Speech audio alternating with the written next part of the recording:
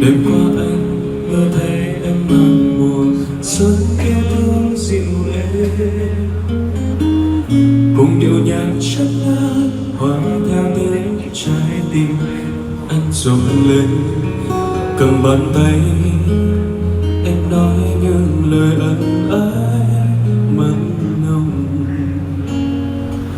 thời gian ngừng mãi cho hoa lá khoe màu.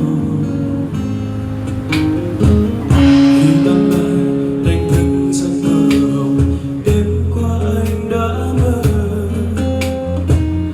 người giờ này đã đến một nơi rất xa xăm.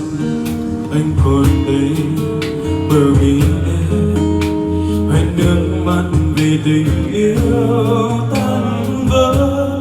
Đến khi đó em như giấc mơ ngày qua, lòng anh luôn khao khát nhớ mong người ơi em biết chăng, chìm đắm không gian lặng im ngơi vì sao một tối thuyền đã sang ngang lần cho con sóng không xô về bờ.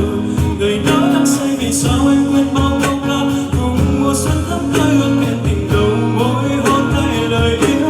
Lần tóc cô đơn mình anh một mùa đông xa, lần tóc môi em nhẹ run run hát câu ca ngày xưa.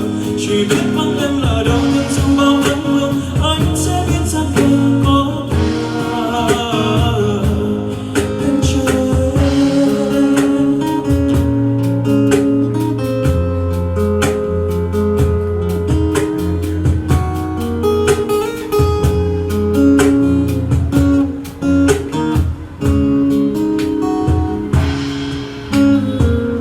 Khi ban mai đánh thức giấc mơ hồng, đêm qua anh đã mơ,